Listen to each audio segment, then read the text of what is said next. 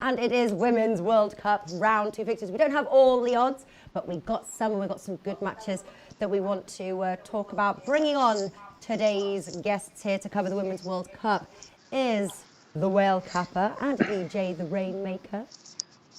Hello, boys. Do we have sound, Rafa? No. Good afternoon, Natalie. How are you? Hello. Good. I got you now. I'm good. EJ, what's going on? Yeah. Hey, man, what's happening? Well, hey, Natalie, what's happening today? Thanks for having me. This will be some fun. Hopefully, we'll get a little more excitement in the second round than we have so far.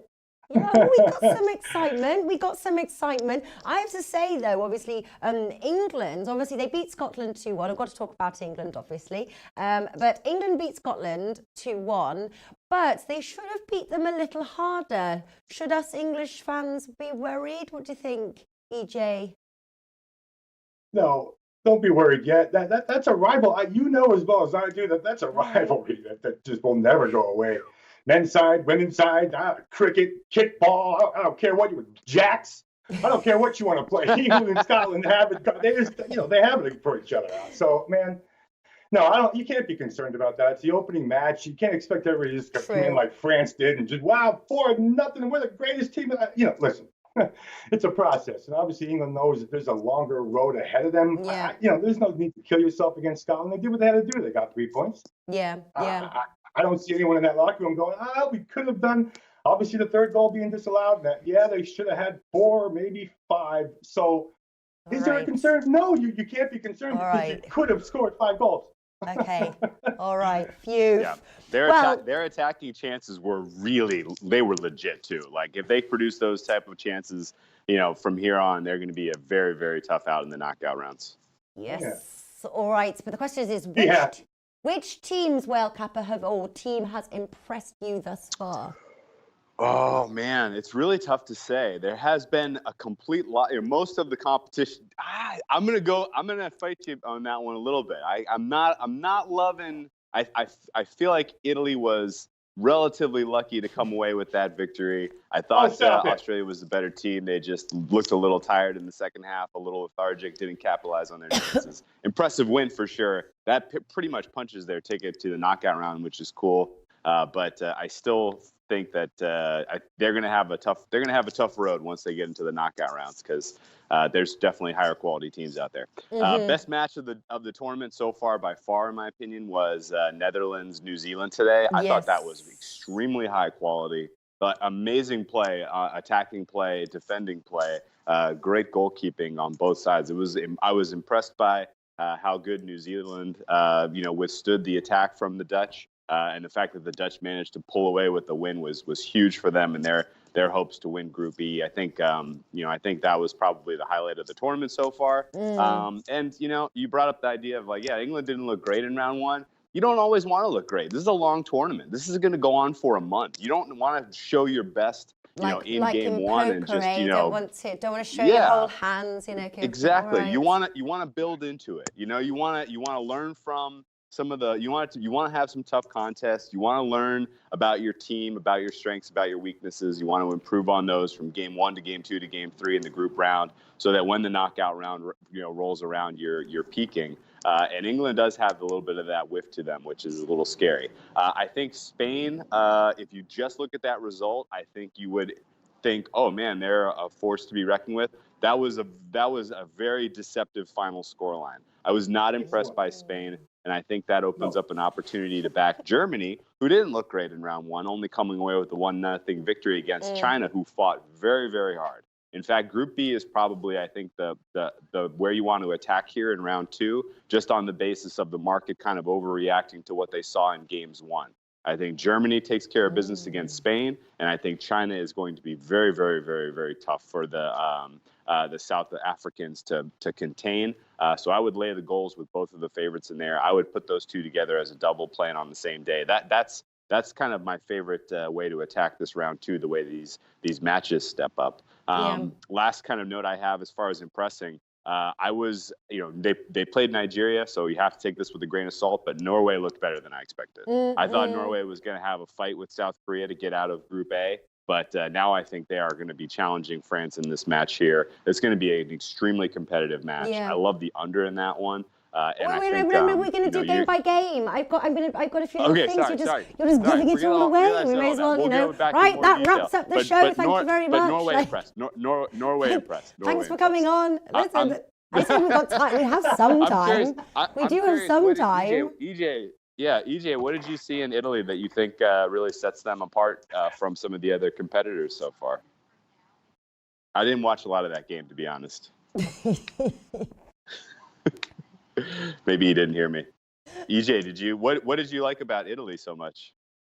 Well, in fact, they're plus 500, given no chance. No chance, huh? No chance. Now you see their line today with a minus 800 now. So now they are as good as everyone thought they could have been. What a crazy line move that is, guy. They're plus 500. No chance. Don't belong in the World Cup yet, please.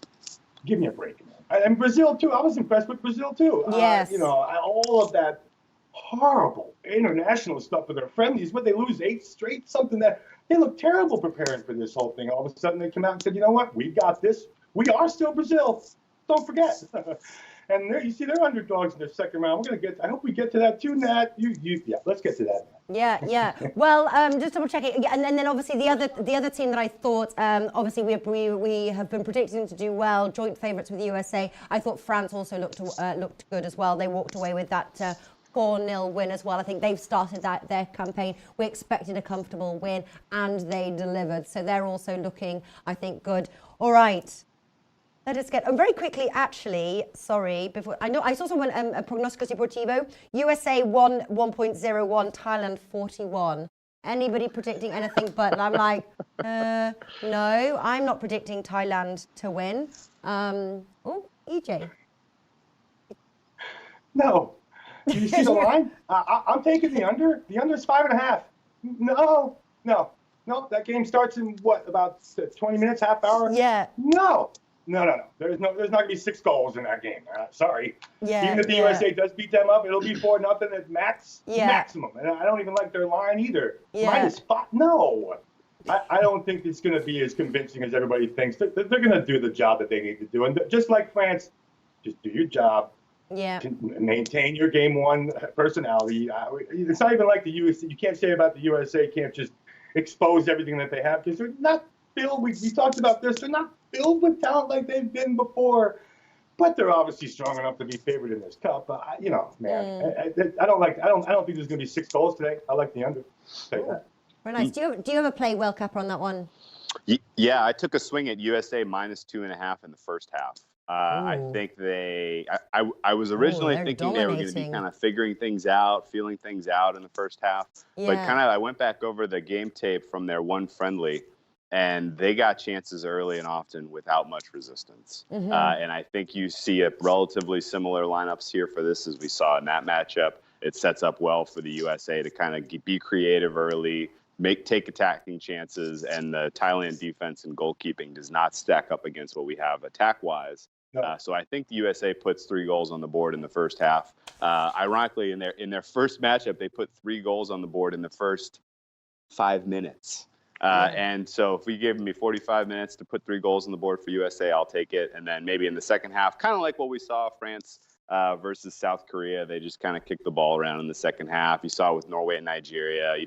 It's game one of a long process. You don't want to fire all your bullets against a team that doesn't really have a chance in round one. So I think the USA does put a little bit of pressure and a little bit of energy into this early to put them away. Mm-hmm. And so probably sets up for a first half over, second half under. Yeah. Rapid, highest scoring half being the first half. I don't normally play it that way around, but that could be a way to look at it as well. The only thing is obviously if you're going to win the group and if the group is close, sometimes the goal difference matters. So against a team like a Thailand or something like that, that's a chance to really get their goal tally up. All right, some matches here. It's a great point. Germany versus Spain, Group B. Well, Cap has already told us what he's going to go for, but Germany 2.08, draw 3.5, and Spain 4. Those are the outrights here. I have to stay. I'm staying away from the outrights on this one. Germany a favourite to win the group. Spain runners up. This is a team both of them will have their eyes set on if they want to win the group, because obviously that helps them in the next stage because they're pitted against the second of the group in the next one. So to win the group is very important. So I think it's going to be quite an open game here with plenty of goals, over 2.5 goals. Odds of 2, both teams to score 1.85. That's my lean on that one. EJ, the Rainmaker, are you playing the outrights on this one? What are you going for? I like the first half under 1. I don't even think there's going to be a goal in the first half. No, I'm not convinced. If it is 1-0 in the first half, it'll be Germany. I'm not convinced. Obviously, we saw Spain and Vilakazi getting the red card for South. Well, they got 2 goals after the red card, obviously, both penalty kicks. Oh, come on. If you were impressed by anything Spain, we just mentioned that. If you were impressed by anything Spain did, you were watching the wrong game. No, that was miserable. And Germany, obviously, the 1-0 match, they did what again, another example of doing what you just need to do to get by, get the 3 points, and get the hell out of there. And that's what they did. So, I don't see goals. I don't see goals early. If they come, they're going to, again, this will be a second half team. We know every European women's team scores in the second half. It just seems like that's always a good play. So if those goals are going to come, they're going to come in the second half, Matt. I like the first half under 1. It's plus 110. If it's over 1-0 in that first half, I'm shocked. Shocked beyond all belief. I think it's going to be a low-scoring first half, and if it opens up late, I hope it does for you, obviously. Well, these are leans right now, I have to say. I do spread myself amongst quite a few tournaments. So I have to, Women's World Cup, I'm still learning. That's why I've got you pros here, right? So you're going for the unders. You make a very, very good point here. Well, Kappa, what are you going for? So to piggyback on what you were just saying, Natalie, yes. This is round 2 of 3 rounds in the group stage, and then we get knockouts. For most of us in the handicapping community, we have not seen these international teams play at these strengths, with these lineups, with these coaches, with these tendencies. We're learning on the fly here, and you have to take that into account. Yes. And so just in general, from a strategy standpoint, not only spread yourself out, but definitely kind of build your way into the tournament. You don't need to be taking full unit swings on these early games when we are just for the very first time seeing what these coaches have in terms of lineup, what they have in terms of when they want to attack, when they want to, have a more defensive strategy, what they're going to do off their set pieces, how they want to counter off their set pieces. We're learning all of this effectively on the fly. And so definitely kind of build into the tournament as we go along here. As far as Spain goes, I couldn't agree with what EJ said more. That box score is lying to you. It was not really a 3-1 game. South Africa is not very good. And Spain played them pretty evenly in that game, which means Spain's not very good. On the flip side, I thought China played Germany very tough. I thought, EJ nailed it. Germany did what they had to do to get 3 points. They're a very efficient country that way. We've known that for a long time in the world. But they come into this game against Spain. They have clear advantage in matchups. They know the Spain team relatively well through European play. And I would expect Germany gets this thing done 2-0, 3-0 along those lines. But I do hear EJ's look of, the second half being a higher scoring half. That makes sense to me because, Spain lacks finishers, but they can dominate possession if they decide to. So you could see a situation where there's just not a lot of chances created in the first half, and what few chances are created, it's not highly likely that they're going to put away a goal, especially from the Spain side. So I'm going to lay the goals with Germany for the game, expecting them to get a win here and pull away down the home stretch. But I think it's a medium confidence look as opposed to China over South Africa. I feel pretty strongly about. I think China has the goods to kind of make it through this this group play and get into the knockout rounds. We'll see more from this Chinese team, particularly this week. Okay, we'll move on to that. I have to say, you made a very good point there for Germany. Somebody said it on here as well. I think it's Prognosticos Deportivo about there being good value on the Germany when they're at 2.08. South Africa versus China. China, very heavy favourites there, 1.44. Now, I was looking, and you were right, you know, like about sort of like learning as we go kind of thing. You know, this is we're still going through opening games there of the first round. We're previewing right now second round. If you look at the results in 2018 from China, it's a row of wins. Move over to 2019, and it's a row of losses. What happened in January 2019? I have an opinion, and this kind of goes to the overall kind of framework of the tournament and what we've seen in round one so far. Teams for the Pacific Rim, China, Japan, Australia, New Zealand, they play poorly when they go to Europe. It is a very, very tough body. You know, these women, you know, they're professional soccer players, but a lot of them, you know, they're not playing their professional careers in Europe. And, you know, some of them have, you know, jobs, and, you know, in their home countries, they have, like, you know, professional jobs that are not professional soccer playing. And then now you take them from, you know, the Pacific time zone, fly them across to Europe, and it's a really tough adjustment on the body clock. And you tend to see poor performance from the Pacific Rim teams playing in Europe. This played out with the Japanese team. Minus 900 favorites, cannot score a goal against Argentina. That was an enormous underperformance from them. Australia losing to Italy, I feel the similar way. And then China played relatively tough against Germany, and I think a lot of that was because the beginning of 2019, I think the team made a dedicated effort to spend more time in Europe to get prepared for this tournament. They knew, hey, look, it's going to be in Europe. We need to spend more time there. We need to get our team adjusted to this type of travel and this type of time zone. And I think you saw it play out in poor results through the beginning half of 2019. And I think it's underpriced China in general heading into this tournament, because I do think that the work that they put in to adjust is paying off, or will pay off to a degree in this tournament. Japan and Australia, we'll see. Maybe too late for those teams. But they're super low favourites in this match, 1.44. I believe also this is a battle for third place, and obviously is it four of the third place, best fourth place teams qualify. So I didn't take a bet on this match at all. Just got a few questions, but EJ, no. No. Don't ask me. No. Minus 200 or no. And the minus one is even minus 140 or 1.6. No, there's nothing to play there. Let those two women or let those two teams go at it. Natalie, I'll be hanging out with you. You want to watch a game? Just do nothing. I'm with you. Nope, I'm not touching it. There we go. Well, I'm for the so goal you're on your own on this one.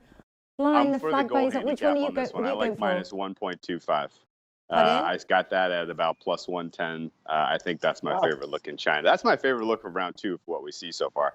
It's either that or it's France, Norway. I have a look that I especially like. Do you have any thoughts on that one?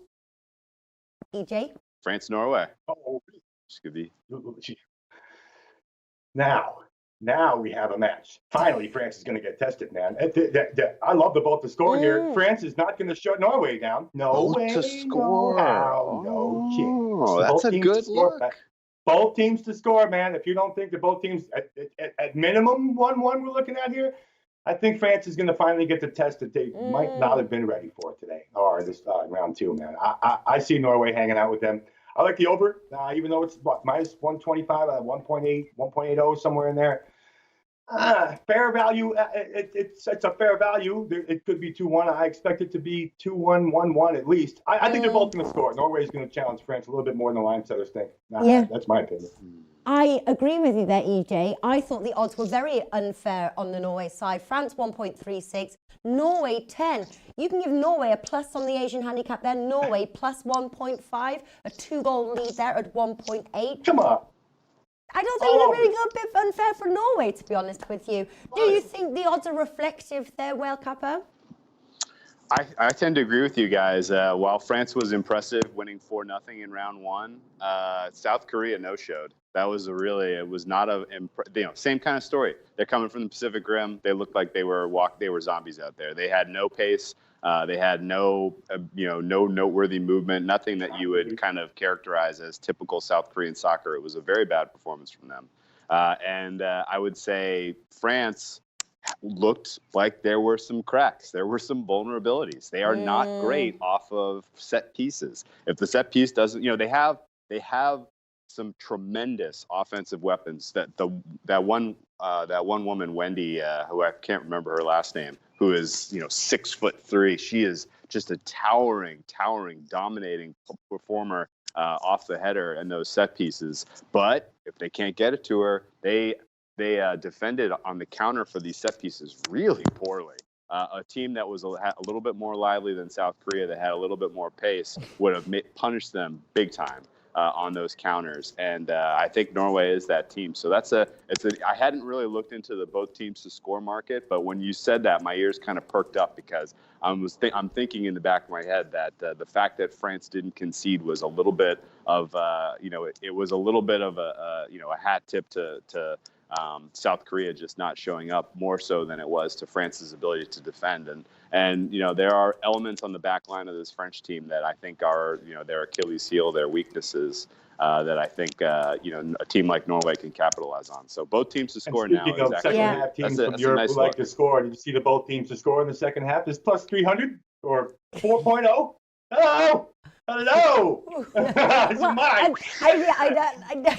don't really push it that. I won't push it that. But both teams to score low. I'm just going to take the both teams to score bet at 2.23. I like Norway, and to be honest with you, I like the overs as well at 1.8. Looks like we end it united. Women's World Cup. Wonderful stuff. All right. I must say goodbye. I just need to do like an hour show like next time. I'm just going to clear the whole slate. This is just silly. Round 3, it's just going to be a whole Women's World Cup hour, and we're just going to do every single game. All right, guys. I'm going to say goodbye. Thank you very much, World Cupper, EJ the Rainmaker as well, and we will speak soon. Best of luck with your bets. Best of luck to you as well. All right. Thanks for having me.